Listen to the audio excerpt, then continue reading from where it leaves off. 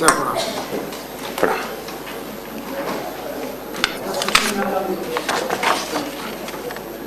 प्रदेश विधान परिषद की कार्य परामर्शदात्री समिति ने अपनी दिनांक 25 फरवरी 2025 की बैठक में सदन के दिनांक 25 फरवरी 2025 से 5 मार्च 2025 तक के तिथिवार कार्यक्रम को निम्नलिखित रूप में रखे जाने की संस्तुति की है।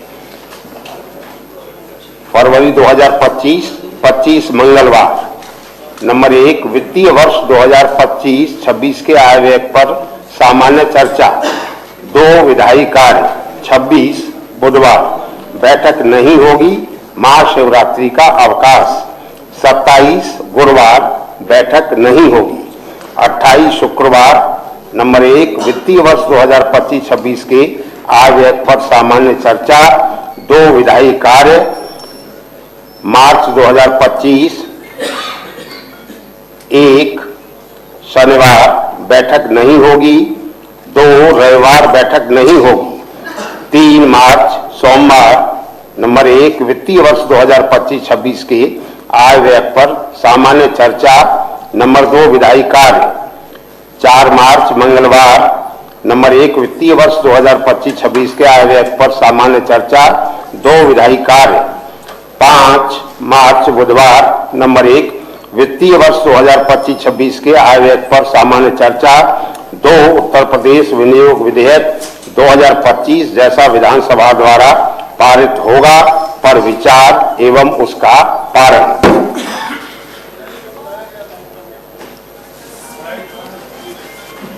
जी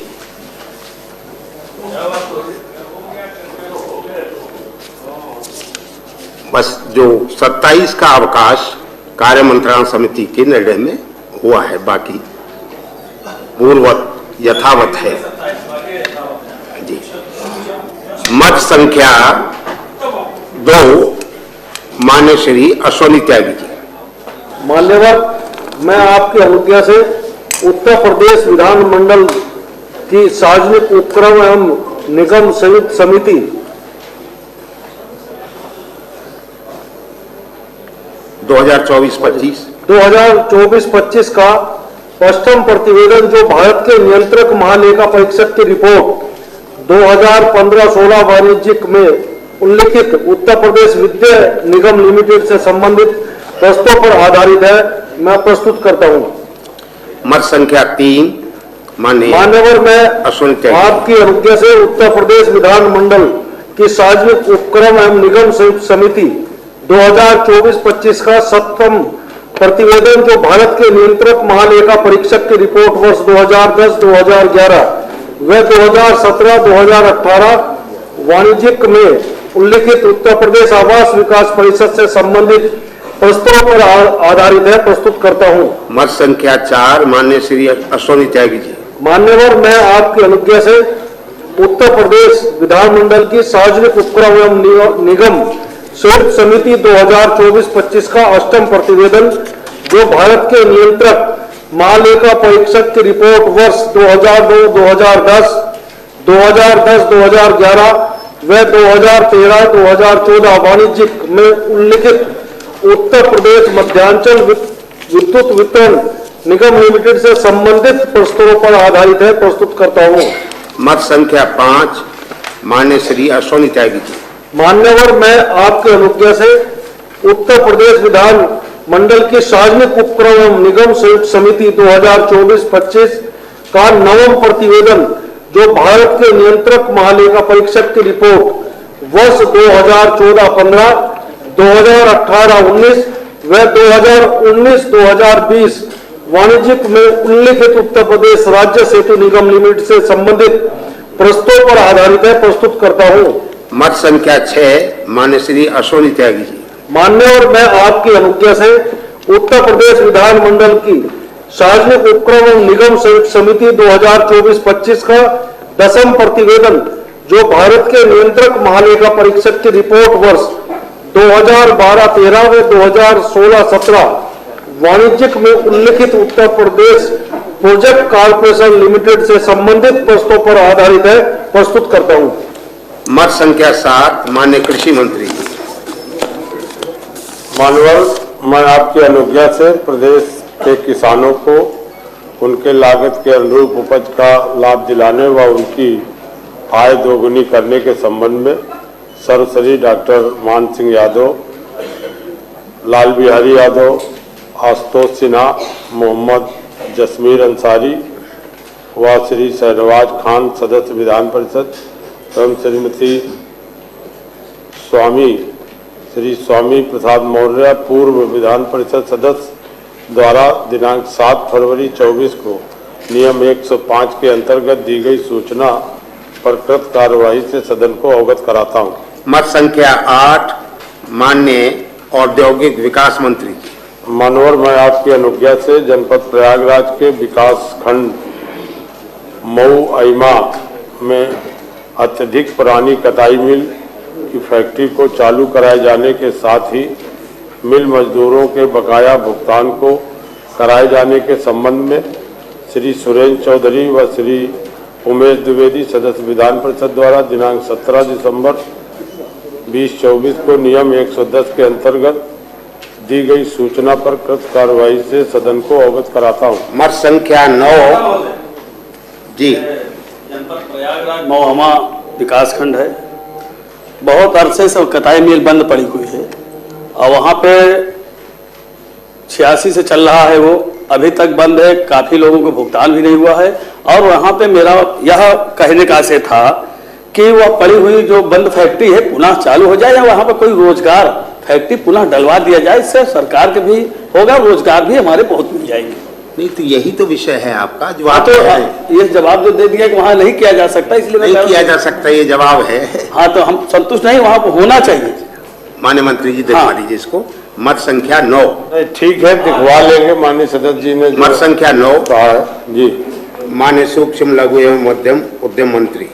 मानवर, मैं आपकी अनुज्ञा से प्रदेश के आउटसोर्सिंग सेवा प्रदाता संस्थाओं में बाहरी फर्मों पर प्रतिबंध लगाते हुए स्थानीय स्तर पर सेवा प्रदाता फर्मों का चयन करवाए जाने के संबंध में डॉक्टर बाबूलाल तिवारी व इंजीनियर अश्विनी कुमार सिंह सदस्य अवनीश कुमार जी सदस्य विधान परिषद सदस्य के दिनांक 18 दिसंबर 2024 को नियम 110 के अंतर्गत दी गई सूचना पर कृत कार्रवाई को सदन से अवगत कराता हूँ।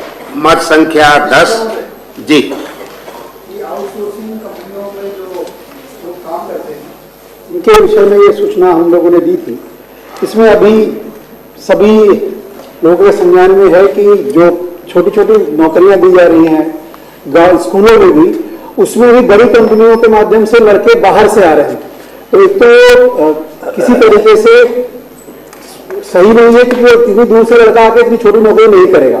तो मेरा यही आशय था कि इसमें माननीय मंत्री जी एक बार पुनर्विचार करवा लें। माननीय मंत्री जी जो स्कूलों में या इस तरह की संस्थाओं में दूर से लोग आके नौकरी कर रहे हैं वो सक्षम है। और दूसरा, ये आउटसोर्सिंग नौकरियों में बहुतायत नौकरियां आउटसोर्सिंग में चली गई, तो क्या सरकार कुछ संविधान से प्रदत्त आरक्षण जो रहता है अलग से नोटिस दीजिए उस विषय में। तो आपने जो सूचना दी इसको संज्ञान लिया है सरकार ने, इसको हम लोग दिखवा रहे हैं। मत संख्या 10 माननीय मुख्यमंत्री जी ने अभी भाषण में भी उल्लेख किया है इसका। मानवर, मैं आपकी अनुज्ञा से जनपद मत संख्या 10 मानवर, मैं आपकी अनुज्ञा से जनपद गाजीपुर के विकासखंड जखनिया में स्टेट बैंक दुल्हापुर के गुप्तेश्वर जायसवाल के मकान से अर्थ पब्लिक स्कूल जलालाबाद होते हुए सुल्तानपुर चौहान बस्ती का जर्जर मार्ग का पुनर्निर्माण विशेष मरम्मत कराए जाने के संबंध में श्री आशुतोष सिन्हा व डॉक्टर मान सिंह यादव सदस्य विधान परिषद द्वारा दिनांक 18 दिसंबर 2024 को नियम 110 के अंतर्गत दी गई सूचना पर कृत कार्रवाई से सदन को अवगत कराता हूँ। ये जो माननीय मंत्री जी का जवाब आया है इसमें तो लिखा भी कि मरम्मत करने योग्य है, मरम्मत करने योग्य है, लेकिन फिर भी मरम्मत सरकार नहीं कर रही है। मान्यवर उसमें लिख रहे हैं कि वित्तीय देखा जाएगा, विचार किया जाएगा, तो विचार न करें मान्यवर, करा दें, आपसे अनुरोध है, विचार करते हुए करवा दें। विचार करने का आश्वासन तो लिखित में मिल गया आपको। उसमें आपसे अनुरोध है, छोटा सा काम है।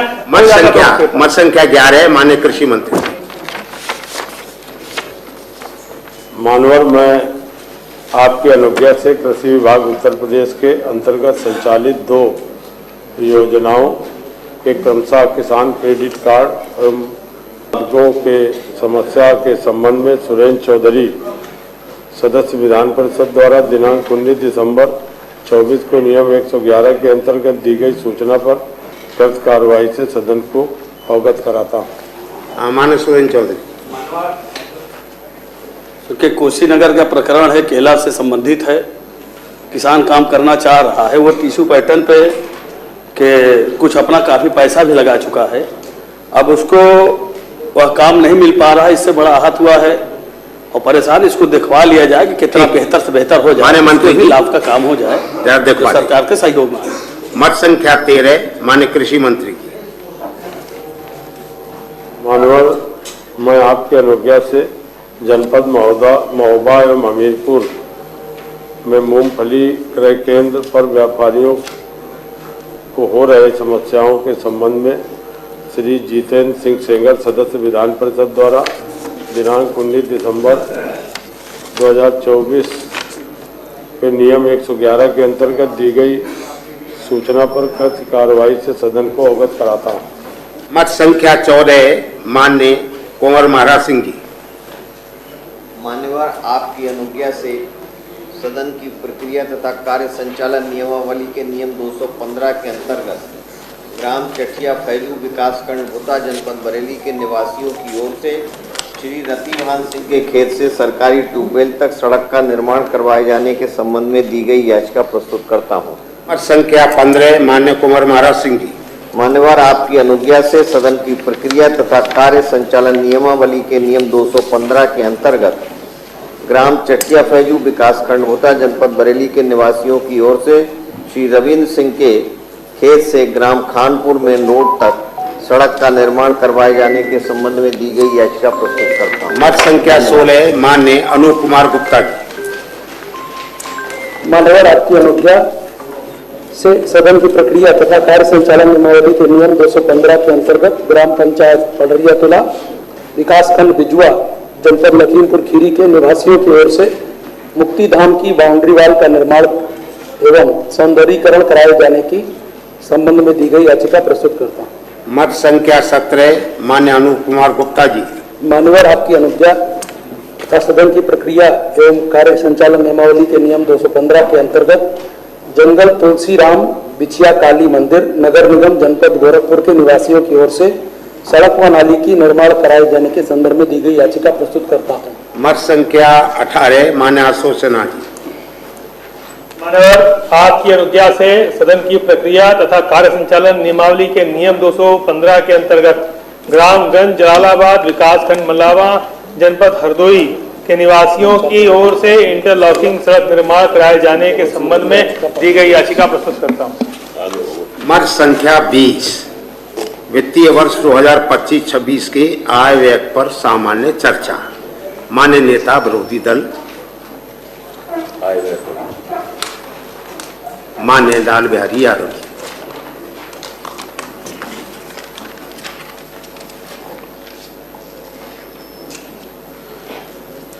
माननीय अधिष्ठाता महोदय, आपने मुझे वित्तीय वर्ष 2025 और 26 के बजट पर चर्चा करने के लिए मुझे समय दिया, इसका मैं आभार प्रकट करता हूं। मान्यवर, यह किसी भी प्रदेश का बजट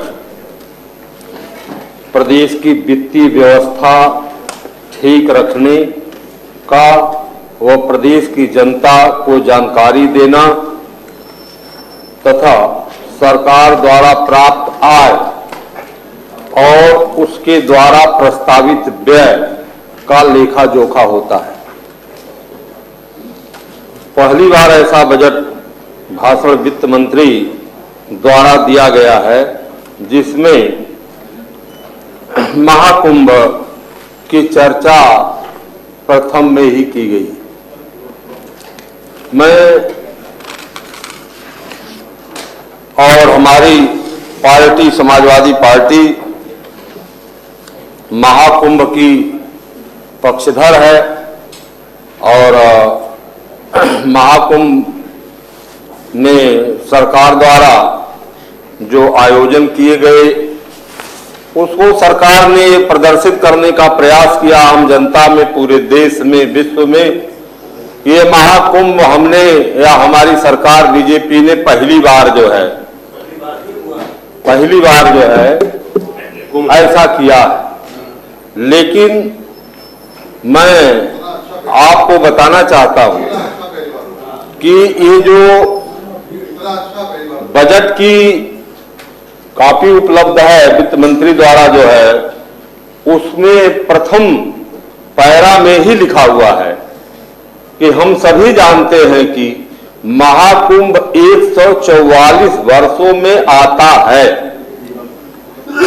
इससे यह साबित है कि यह महाकुंभ बीजेपी पार्टी द्वारा कोई पैदा की गई नई चीज नहीं है। यह हमारी आदिकाल से परंपरा है। राजा हर्षवर्धन के जमाने से इसकी चर्चा इतिहास के पन्नों में है। इस तरह का माहौल तैयार करना और पूरे संपूर्ण भारत और पूरे विश्व में जो है इस तरह की स्थिति पैदा करना जो है कि यह महाकुंभ का पर्व बीजेपी ने जो है पैदा किया है और या इनके द्वारा स्वयं जो है इस तरह की पहल की गई है। जो मान्यवर, एक सकारात्मक प्रतिपक्ष की भूमिका निभाते हुए महाकुंभ के महाआयोजन के संदर्भ में जनहित में जो सलाह और सुझाव प्रदेश सरकार को हमारे राष्ट्रीय अध्यक्ष माननीय अखिलेश यादव जी ने तिथिवार क्रमवार दिया और उसका उल्लेख जो है इस पुस्तिका में है। मैं चाहूंगा कि जो है आपके माध्यम से इस सुझाव को जो है सरकार को दिया गया। इस पर सरकार ने क्यों नहीं ध्यान दिया ये तो सरकार का विषय है। लेकिन जो वास्तव में विपक्ष की भूमिका होती है, विपक्ष ये चाहता है कि सरकार का ध्यान जहां आकर्षित न हो, सरकार का जहां पर निगाहें न पहुंचती हो, जहां जनता को कठिनाइयां होती हो, जनता जहां परेशान हो, वहां पर जो है विपक्ष जो है उसका ध्यान आकर्षित करने का काम करता है। यही उसका कर्म होता है, यही उसका धर्म होता है, यही उसकी पूजा होती है। इस पर सरकार ने क्यों नहीं ध्यान दिया जो है, जिससे ये जो है जो समस्याएं आई बीच में, जिसकी चर्चा हम लोग पीछे कर चुके हैं, उसको दोहराना नहीं चाहते हैं। इस संदर्भ में मैं नेता सदन से अपेक्षा करता हूं कि वो जनहित में उठाए गए इन मुद्दों को जो तिथिवार और क्रमवार बताए गए थे, इस संदर्भ में क्या उपचारात्मक सुधारात्मक कदम क्यों नहीं उठाए गए जो है, इस पर जो है सरकार ने क्यों नहीं ध्यान दिया। और कल जो स्तरहीन बयान नेता सदन ने विधानसभा में दिया, उसके जवाब में मैं अपने दल का आधिकारिक पक्ष बताना चाहता हूं, जिसमें जाने वालों और न सही आने वालों को ये सबक मिले कि सदन की गरिमा को वाचिक भाषिक स्तर पर कैसे बचाया जा सकता है। जिन शब्दों का प्रयोग सदन में किया जाता है, संवैधानिक पदों पर बैठे हुए लोग जिस तरह से शब्दों का प्रयोग करते हैं, कहीं यहाँ विपक्ष को सुअर की संज्ञा देते हैं, तो आज भी माननीय मुख्यमंत्री जी कठमुल्ला की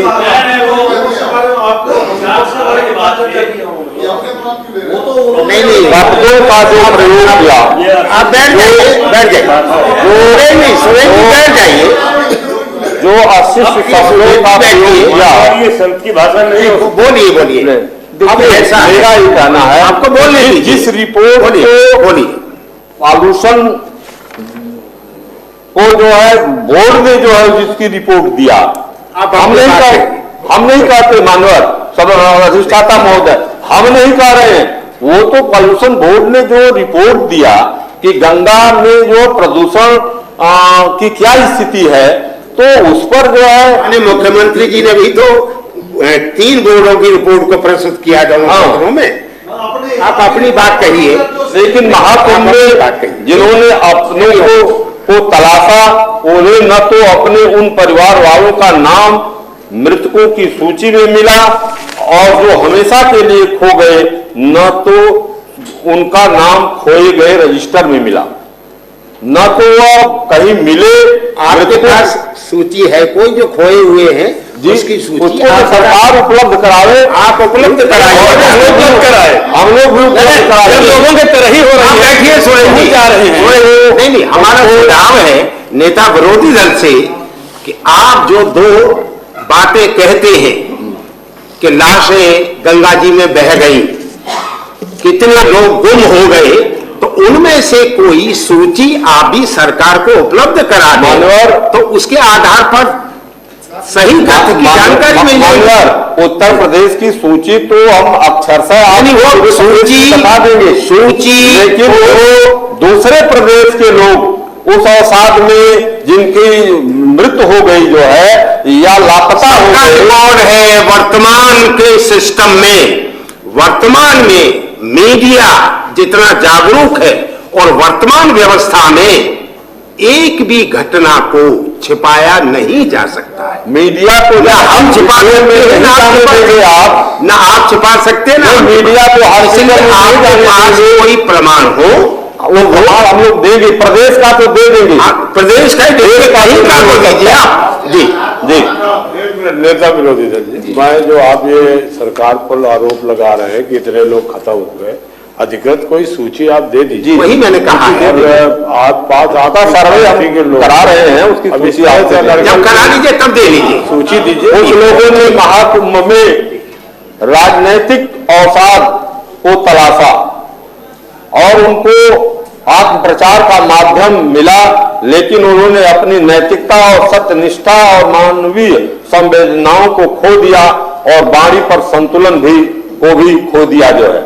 अशोभनीय कथनों का उच्चारण बताता है कि मानसिकता जब नकारात्मक के चरम पर होती है तो देश काल स्थान की गरिमा का ख्याल न रखते हुए शब्दों के रूप में प्रकट होती है।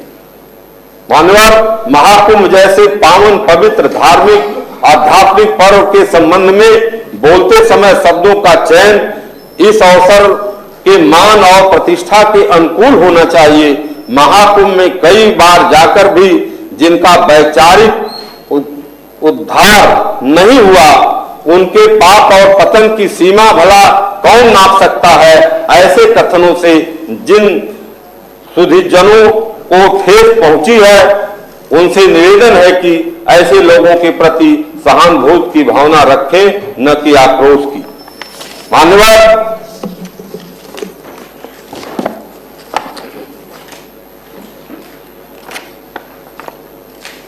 सरकार के वित्त मंत्री की मंशा स्वतः स्पष्ट हो जाती है कि धर्म की आड़ में प्रदेश की वास्तविक स्थिति, वित्तीय स्थिति से लोगों को का सामना न हो सके।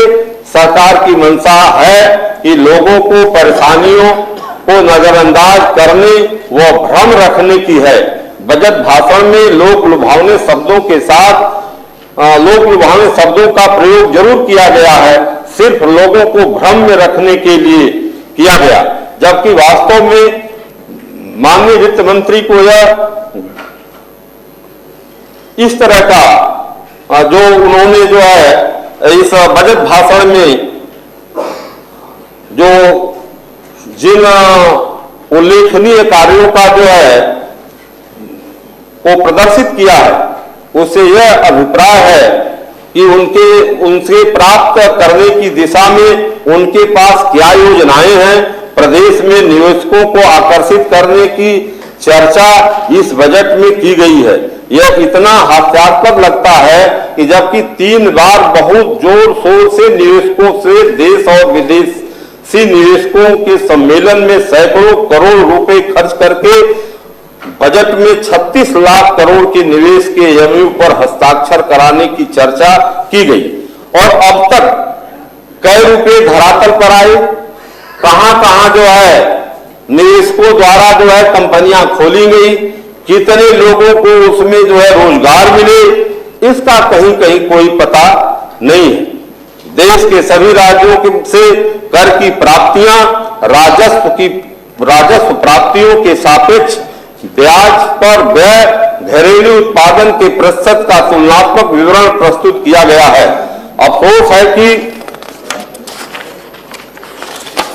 यह पूरी तरह आंखों में धूल झोंकने का प्रयास है, क्योंकि यह तुलना और बजट में अपनी उपलब्धियों का उल्लेख करते समय दूसरे प्रदेश की गई अन्य तुलनाएं पिछले वित्तीय वर्ष सापेक्ष न देकर 5 वर्षों की बात कही गई है।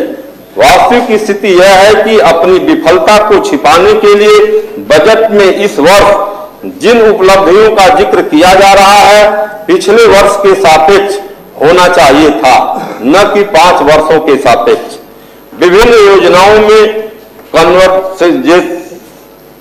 में जो 58 नगर निकायों को आदर्श नगर निकाय शहरों को विकसित करने हेतु एक नगर निकाय की बात की गई है। एक नगर निकाय मात्र 2.5 करोड़ रुपए की व्यवस्था या बजट में जो है वह कितना बढ़िया जो है नगर निकाय बन सकती है। 2.5 करोड़ में आदर्श निकाय को किस तरह से बनाया जा सकता है, इस तरह की व्यवस्था जो है बजट में प्रदर्शित की गई है। और सरकार द्वारा एमएसपी लागू करने की कोई गारंटी नहीं दी जा रही है। बीपीएल गरीब रेखा से प्रदेश कितने लोग इस वित्तीय वर्ष से बाहर हुए, मानवर एक बार पूरे देश में चर्चा है सरकार का कि हम 80 करोड़ लोगों को जो हैंड टू माउथ हैं हम राशन देकर के जिंदा कर रहे हैं।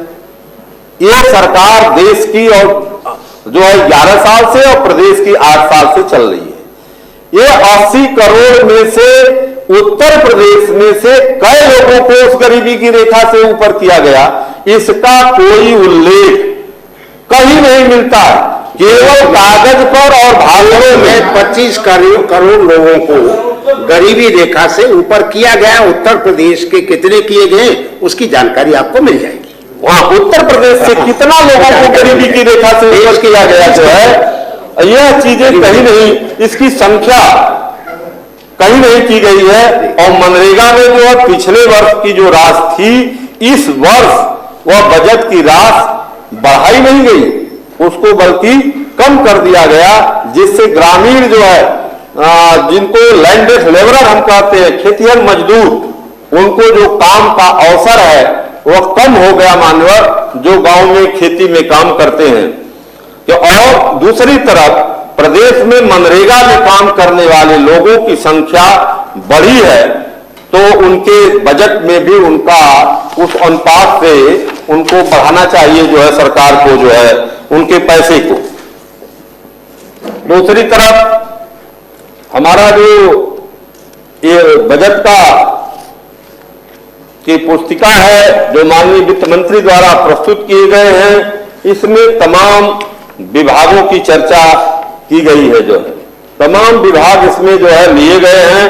जितने विभाग उत्तर प्रदेश में होते हैं करीब करीब सभी विभाग इसमें होंगे, लेकिन मैं चाहता हूं कि सबसे पहले जो समाज का मूलभूत समस्या है और जो जिससे समाज का विकास होता है, जिससे समाज आगे बढ़ने का प्रयास करता है, उसकी तरफ मैं आपके माध्यम से सदन का ध्यान आकृष्ट करना चाहता हूं कि उत्तर प्रदेश के अंदर जो शिक्षा की स्थिति है, उसमें शिक्षा का स्तर दिन प्रतिदिन गिरता चला जा रहा है। स्थिति बद से बदतर होती चली जा रही है। जो प्राथमिक शिक्षा के विषय में जब मैं देख रहा हूं कि समय पर न तो पुस्तकें विद्यालयों में उपलब्ध हो पा रही हैं, जो आपके परिषदीय विद्यालय हैं, और न तो जो मान्यता प्राप्त विद्यालय हैं उनके बच्चों को जो एनसीईआरटी की पुस्तकें हैं उनको खरीदने का भी अवसर नहीं मिल पा रहा है। वो किताबें इतनी कम छप रही हैं कि वो परिषदीय विद्यालयों से जो है एक एक किताबें किसी तरह से उपलब्ध करके, और ये मान्यता प्राप्त विद्यालयों के बच्चों को एक अध्यापक की ओर पढ़ाता है, लड़कों के पास कोई पुस्तकें नहीं है।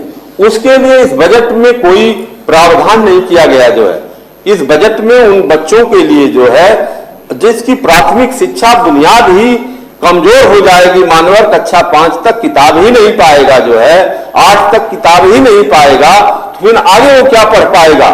इसलिए जो है ये सरकार की जो मंशा है कि गांव गरीब किसान मजदूर जिनके बच्चे परिषदीय विद्यालय और मान्यता प्राप्त विद्यालयों में पढ़ते हैं, उन विद्यालयों उनमें पढ़ने वाले बच्चों का जो है स्तर इतना गिरा दिया जाए कि वह कहीं चपरासी की नौकरी लायक न रह जाए। ये सरकार की मंशा है। केवल ओट लेने के लिए जो है ये गांव गरीब किसान मजदूर की बात करते हैं, शिक्षा के नाम पर नहीं कर सकते। और बाल शिक्षा अधिकार 2009 में जो गरीब गांव गरीब किसानों के बच्चों को जो है 6 वर्ष से 14 वर्ष के जो हैं निःशुल्क जो है शिक्षा का प्रावधान है, उसमें जो रिटर्न मिलता है जो है बच्चों को तथा अभिभावकों को जो है, जो इस अधिनियम की धारा 12(ग) में प्रावधानित है, वह जो है सरकार नहीं दे पा रही है। और उसके मद में जो है बजट में पैसा बढ़ाने की कोई व्यवस्था सरकार की नहीं है। जब यह भारत के संविधान में लिखा हुआ है कि 6 वर्ष से 14 वर्ष के बच्चों को अनिवार्य निःशुल्क शिक्षा दी जाएगी, तो उसमें केवल परिषदीय विद्यालयों को सुविधाएं देना और मान्यता प्राप्त विद्यालय के बच्चों को सुविधाएं न देना, यह कहां का न्याय है। उन बच्चों को भी जो मान्यता प्राप्त विद्यालय में पढ़ते हैं उनको भी निःशुल्क भोजन, पुस्तकें, ड्रेस जो भी परिषदीय विद्यालयों के बच्चों को दिया जाता है वही गांव में जो है मान्यता प्राप्त बच्चों को भी मिलना चाहिए। मैं जितने भी जूनियर हाई स्कूल हैं जब से मान्यता प्राप्त हुए, आप भली बात जानते हैं शिक्षा विभाग से संबंधित है। मैं आज इस अवसर पर माननीय नेताजी, श्रद्धेय नेताजी माननीय मुलायम सिंह यादव जी को धन्यवाद देना चाहता हूं इस बात के लिए, उन्होंने जूनियर हाई स्कूलों को 1400 जूनियर हाई स्कूलों को 2 मुख्यमंत्रित्व काल में जो है उन्होंने जो है अनुदान पर लिया।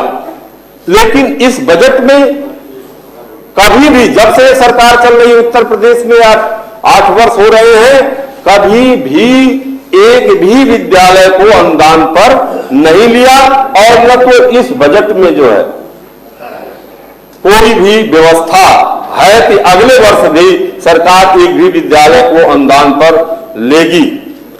माननीय जो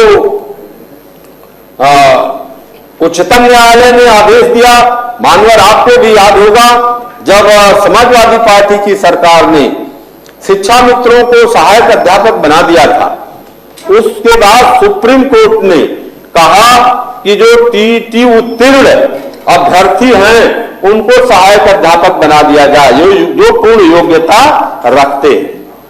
जो पूर्ण योग्यता नहीं रखते हैं उनको सहायक अध्यापक पद से बर्खास्त कर दिया जाए। लेकिन कुछ अभी भी ऐसे अभ्यर्थी हैं जो उस समय जो है शिक्षा मित्र के पद पर कार्यरत थे और टीईटी उत्तीर्ण थे, पूर्ण योग्यता रखते थे, इसके बाद भी जो है उनको सहायक अध्यापक नहीं बनाया गया। वो अभी हाई कोर्ट से लेकर के सरकार के बीच जो है लगातार घूम रहे हैं और हम लोगों से बराबर संपर्क में हैं। दूसरी तरफ मैं कहना चाहता हूं कि 8 वर्ष पहले जो है इस सरकार ने 30,000 रुपए से शिक्षा मित्रों को 10,000 रुपया मानदेय कर दिया, लेकिन उस मानदेय को महंगाई जब दोगुनी तिगुनी बढ़ गई तो उस मानदेय को भी बढ़ाने का प्रयास करना चाहिए। लेकिन इस वित्तीय बजट में भी शिक्षा मित्रों को मानदेय बढ़ाने की कोई व्यवस्था सरकार की नहीं है। जहां तक प्राथमिक शिक्षा का सवाल है, प्राथमिक विद्यालयों में सरकार द्वारा गरीबों के कमाई का जो भी पैसा वहां पर खर्च किया गया है। हर प्राइमरी विद्यालयों में मैं समझता हूं कि 3-4 जो है शौचालय महोदय बनाए गए हैं, जिससे बच्चे अध्यापकों के लिए अलग, शिक्षकों के लिए अलग, बच्चों के लिए अलग। लेकिन जो बच्चों के शौचालय बनाए गए उसमें साफ सफाई की कोई व्यवस्था न होने के कारण सभी गंदगी से भरे हुए और बंद पड़े हुए हैं। उस पर सरकार जो है कोई ध्यान नहीं दिया। माननीय मुख्यमंत्री जी से भी मैंने आज सदन में गुहार किया कि जो शौचालय है सब गंदे पड़े हुए हैं महोदय, उनकी कोई व्यवस्था नहीं है। जो गांव का जो सफाई कर्मी है वो तो गांव में सफाई की जगहों पर कहीं कूचा नहीं लगाने का काम करता है, शौचालय कहां से साफ करेगा। उन्होंने गोल मटोल जवाब देने का जो है दिया जो है। इस तरह से आप जानते ही हैं माध्यमिक शिक्षा की क्या स्थिति है। माध्यमिक शिक्षा में जो वित्तहीन विद्यालय के शिक्षक 70% माध्यमिक शिक्षा का भार जिनके कंधों पर है, वह शिक्षक आज मनरेगा के मजदूरों से भी बदतर स्थिति में हैं।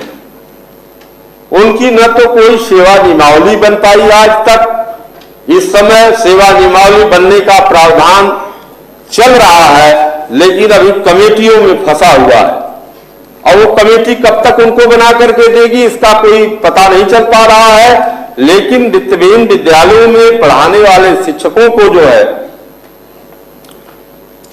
मानदेय उत्तर प्रदेश की सरकार को देना चाहिए, क्योंकि प्रबंधक जो फीस का कलेक्शन होता है उससे वितरण होता है। देहातों में हम देखते हैं, हम लोग घूमते हैं, जब विद्यालयों में पूछते हैं माननीय अधिष्ठाता महोदय, तो टीचर जो है बताता है कहीं 2,000 रुपया महीना, कोई 2,500 रुपया महीना, कहीं 3,000, कहीं 4,000, कुछ विद्यालयों में 5,000। शहरों में जब हम लोग आते हैं तो 10,000 के करीब हो जाता है, जिससे उनकी माली हालत बहुत खराब है। वो अपने परिवार की परवरिश नहीं कर पा रहे हैं, अपने बच्चों को उच्च शिक्षा देने में बिल्कुल सक्षम नहीं है, अपने बेटी बेटियों के शादी विवाह करने के लिए जो है बहुत परेशान है। इसलिए सरकार इस पर न तो 8 वर्ष 7 वर्षों में ध्यान दिया और न तो अगली जो ये बजट पेश हुआ है इसमें वित्तहीन विद्यालय के शिक्षकों को मानदेय की कोई व्यवस्था नहीं की गई। दूसरी तरफ आपके माध्यम से सरकार का ध्यान आकृष्ट करना चाहता हूं कि शिक्षा सेवा चयन आयोग ने जो नियमावली बनाई थी एडेड विद्यालयों की, एडेड विद्यालयों की जो नियमावली थी कि धारा 21, धारा 18, धारा 12 में जो नियमावली पहले से चली आ रही थी, वह नियमावली आज की नहीं थी महोदय। वह नियमावली जब देश गुलाम था, जब इंटरमीडिएट एजुकेशन एक्ट 1921 में बना, तब से वह नियमावली चली आ रही थी। उसको इस सरकार ने पूरी तरह से ध्वस्त कर दिया, जो बदल दिया। और एडेड विद्यालय के शिक्षकों की सेवा नियमावली वित्तविहीन विद्यालय के शिक्षकों की सेवा नियमावली से भी बदतर बना दिया। प्रबंधक एनी हाउ जब चाहे सस्पेंड और टर्मिनेट कर सकता है, जबकि पहले था कि बिना आयोग की अनुमति के प्रबंधक जो है उनको टर्मिनेट नहीं कर सकता। अब इसमें कौन सी नई चीज सरकार ने ले आया, कौन सा विकास शिक्षा में इससे हुआ? यह तो शिक्षकों को गुलाम बनाने के लिए जो स्वतंत्र शिक्षक हो गए थे, दो तरह के शिक्षक हैं प्रदेश में, जो वित्तविहीन वाले हैं वो तो गुलाम शिक्षक है ही है, लेकिन जो एडेड और राजकीय वाले थे वो स्वतंत्र शिक्षक थे।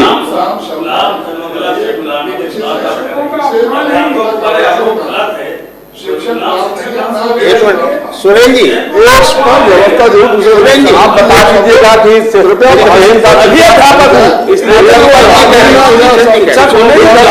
मिलाइएगा वो मांगने को बता दीजिएगा। आप अपनी सरकारी अध्यापक बुलाओ, जब चाहे तब निकाल दिएगा, जब चाहे तब हटा दिएगा और दिया जाए।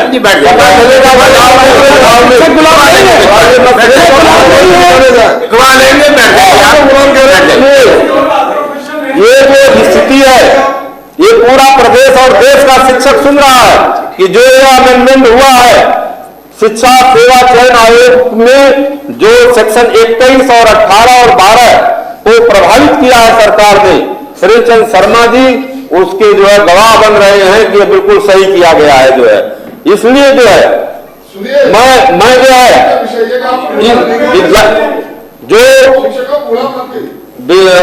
जो विज्ञापन के आधार पर माननीय विशेषज्ञों को नियुक्ति की गई थी, जिसको माननीय श्रद्धेय नेताजी ने विनियमित किया था, उनको पुरानी पेंशन का लाभ नहीं सरकार द्वारा दिया जा रहा है, जबकि विज्ञापन का आधार होना चाहिए। विज्ञापन के आधार पर उनकी नियुक्तियां हुई थी, इसलिए उनको जो है इसका लाभ पुरानी पेंशन का मिलना चाहिए। और व्यावसायिक शिक्षकों को विनियमित करने का कोई जो है प्राविधान और उनके वेतन बढ़ाने का कोई प्राविधान इस बजट में नहीं है। और तदर्थ शिक्षकों के विनियमितीकरण के संबंध में जो सुप्रीम कोर्ट ने आदेश दिया था, उसकी गलत व्याख्या करते हुए उत्तर प्रदेश की सरकार ने जो है उनको जो है बर्खास्त कर दिया। हम आपके माध्यम से नेता सदन को यह बताना चाहते हैं कि जिस तरह से माननीय अखिलेश यादव जी ने 2000 तक के तदर्थ शिक्षकों को विनियमित कर दिया, उसी तरह 2000 और 2000 के बाद के तदर्थ शिक्षकों को सरकार को विनियमित कर देना चाहिए था, लेकिन ऐसी व्यवस्था नहीं हुई। और न तो 2000 बाद तक के से अद्यतन जो तदर्थ शिक्षकों को विनियमित करने और न उनको वेतन देने की कोई व्यवस्था बजट में की गई है। मानवर गुणवत्तापरक शिक्षा की बात सरकार करती है कि हम गुणवत्तापरक शिक्षा, टेक्निकल शिक्षा देना चाहते हैं। आपको याद होगा, आप चूंकि शिक्षा विभाग से हैं इसलिए आपसे बात करना बहुत आसानी हमें लग रही है कि एडेड विद्यालयों में, सभी एडेड विद्यालयों में गरीबों की गाढ़ी कमाई से कंप्यूटरों की व्यवस्था की गई और उसमें आउटसोर्सिंग से ऑपरेटर, कंप्यूटर ऑपरेटर रख दिए गए। और वो आउटसोर्सिंग से जो कंप्यूटर ऑपरेटर इसलिए रखे गए कि सभी बच्चों को कंप्यूटर का ज्ञान हो सके। आज के डेट में महोदय, अगर शहरों में चले जाइए, कोई भी लड़का इंटरमीडिएट पास हो, चाहे एमए हो चाहे बीए हो, अगर वो परचून की दुकान पर, किराना की दुकान पर, दवा की दुकान पर, किसी भी प्रकार की दुकान पर अगर नौकरी खोजने जाता है तो सबसे पहले वो मालिक पूछता है कि कंप्यूटर जानते हो। अगर कंप्यूटर वो जानता है तब तो उसको नौकरी मिलेगी, उसका हिसाब किताब दिन भर करने का, लेकिन कंप्यूटर नहीं जानता है तो उसको परचून की दुकान पर भी नौकरी, कपड़ा की दुकान बेचने वाला भी उसको नौकरी देने के लिए तैयार नहीं है। इतना ये योजना अच्छी थी, लेकिन आउटसोर्सिंग की व्यवस्था खत्म हो गई। जब आउटसोर्सिंग की व्यवस्था खत्म हो गई, सरकार और वो ठेकेदार द्वारा रखे गए जो कंप्यूटर के संचालक थे, ऑपरेटर थे, वो चले गए। सभी कंप्यूटर उत्तर प्रदेश के एडेड विद्यालयों में इतना धूर्तरित होकर के खराब स्थिति में पड़े हुए हैं। वो गांव गरीब किसान मजदूरों के पैसे का इतना बड़ा दुरुपयोग उत्तर प्रदेश में जो है शिक्षा में हो रहा है। मेरा जो है आपसे विनम्र निवेदन है कि ऐसे योजनाओं को जो समाज के हित में हो उसको चलाने के लिए जो है, अगर कोई केंद्र की भी योजना होती है, अगर केंद्र सरकार बंद कर देती है तो ऐसी योजनाओं को जो है चलाने के लिए प्रदेश सरकार अधिकृत होती है, क्योंकि ये शिक्षा समवर्ती सूची का विषय है। केंद्र भी अपना पैसा खर्च कर सकती है, प्रदेश भी अपना पैसा खर्च कर सकता है। तो ऐसी योजनाओं को चलाने के लिए जो है प्रदेश में की सरकार को उसको आगे बढ़ाना चाहिए। माननीय नेता विनोदन, बस एक आग्रह कर रहा हूँ जी, हम चाहते हैं कि 5 बजे तक आप बोलें जी। 5 बजे तक आपका पूरा 45 मिनट हो जाएगा। अगर कुछ और भी रह जाएगा तो फिर कल के लिए देख लेंगे, लेकिन 5 बजे तक अगर आप पूरा कर सके। नहीं, 5 बजे तक तो पूरा होने का कोई सवाल ही नहीं है सर। चलिए तो आप क्योंकि आप बजट जब पढ़ रहे थे आग्रह किया तो 1.25 घंटा लगा था पढ़ने में। नहीं बोलिए, हमको एक्सप्लेन करने में महोदय उससे भी कम समय देंगे तो कैसे एक्सप्लेन हो पाएगा? कम में तो हो ही जाता, पढ़ने में ज्यादा समय लगता ही है। नहीं जहां तक गुणवत्ता परक परीक्षा शिक्षा की बात सरकार करती है मानवर, और इसमें माननीय अखिलेश यादव जी ने बच्चों को लैपटॉप दे करके उनको मुख्य धारा से जोड़ने का काम किया था, याद होगा आपको। लेकिन वो लैपटॉप देने की भी व्यवस्था इस सरकार ने खत्म कर दिया। गुणवत्ता परक जो है शिक्षा किस तरह से देना चाहती है सरकार, यह इसका कहीं जो है उल्लेख कहीं नहीं मिल पाता है। ये लैपटॉप की योजना को इतना महत्वपूर्ण जो है योजनाओं को क्यों सरकार ने बंद कर दिया जो है। और मदरसों में जो शिक्षक पढ़ा रहे थे उसमें आधुनिक शिक्षक, आप जानते हैं अच्छी तरह से आधुनिक शिक्षक थे। सरकार ने एक फैसला किया जिसका हम लोगों ने स्वागत किया कि मदरसों में केवल मजहबी शिक्षा नहीं होगी, अब उसमें भी विज्ञान के, गणित की, अंग्रेजी की, संस्कृत की, ये सारे विषयों की पढ़ाई होगी और उन बच्चों को मुख्य धारा से जोड़ा जाएगा। माननीय सदस्यों से आग्रह है कि जरा 10 मिनट का समय है, जरा कोरम का भी हमको ध्यान रखना है। तो अभी जरा जाए नहीं, आप जरा बैठे रहिए। कुंवर महाराज सिंह जी, सुधीर जी जरा लौटा दीजिए। कुंवर महाराज सिंह जी बैठ लीजिए, 10 मिनट के लिए और बैठिए, आप बैठिए जरा। महोदय, जब मदरसों में जब इन विषयों को पढ़ाने के लिए आधुनिक शिक्षक रखे गए तो उस समय की व्यवस्था थी कि सरकार, केंद्र की सरकार 60% जो है उसका केंद्रांश और 40% जो है प्रदेश का अंश मिला करके उनको मान दे दिया जाएगा। वो मैथ, इंग्लिश, विज्ञान की सारी, हिंदी, सारी पढ़ाई वो करेंगे और उन बच्चों को मुख्य धारा से जोड़ा जाएगा। लेकिन इस सरकार ने, जब से केंद्र में जो है भारतीय जनता पार्टी की सरकार आई, तब से केंद्रांश के पैसे को बंद कर दिया। इन प्रकारेण वह शिक्षक की भूमिका में रहने के कारण वह पढ़ाने का काम तब भी लगातार करते रहे।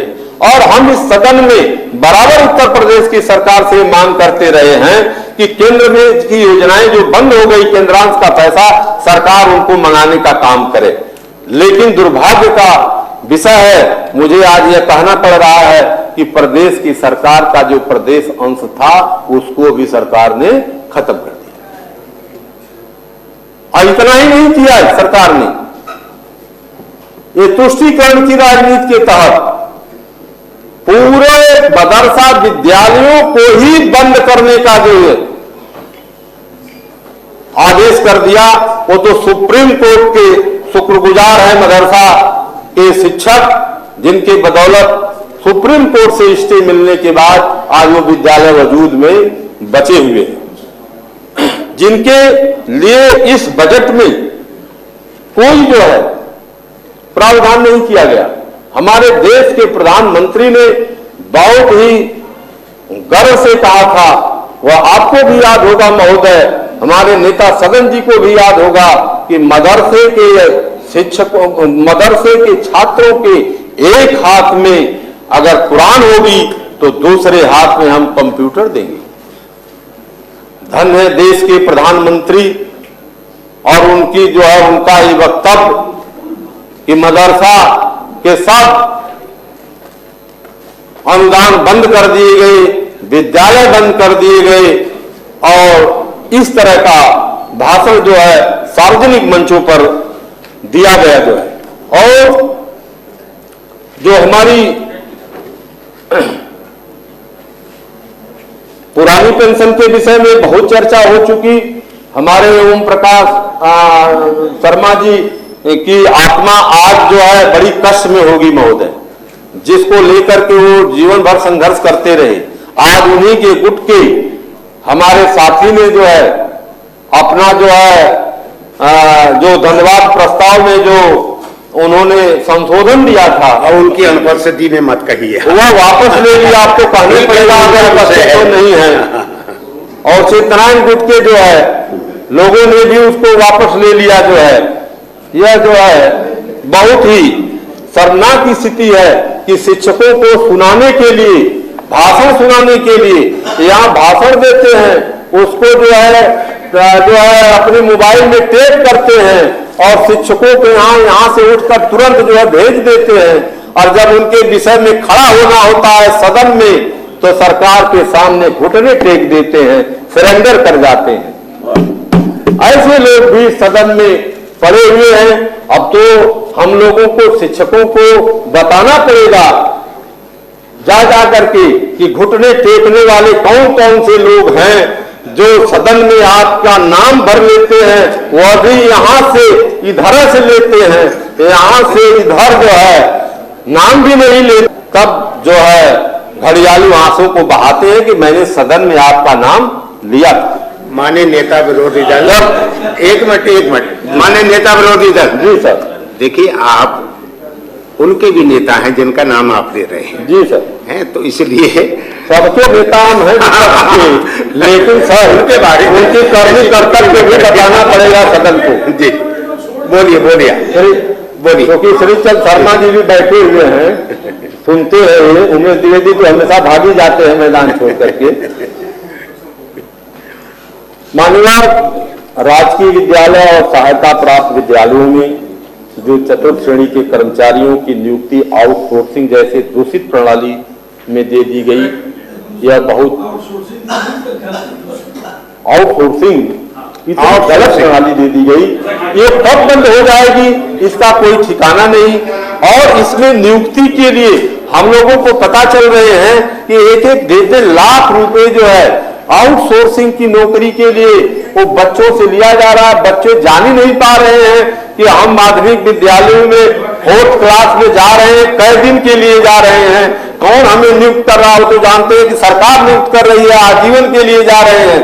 तो अपने घर का जो है गहना गुड़िया बेचकर खेत बंधक रख करके जो है 1-1 लाख रुपया जो है देने का काम कर रहे हैं। और उनकी स्थिति यह है कि कब वो हटा दिए जाएंगे, कब वो निकाल दिए जाएंगे, कब ये व्यवस्थाएं बंद हो जाएंगी, इसका कोई जो है वो नहीं है। और सरकार जो है हमारे वित्त मंत्री महोदय ने जो इस बजट में पुरानी पेंशन की बहाली के लिए और यह जो है हमारे चतुर्थ श्रेणी के कर्मचारियों की नियुक्ति के लिए जो है कोई भी व्यवस्था जो है नहीं किया है।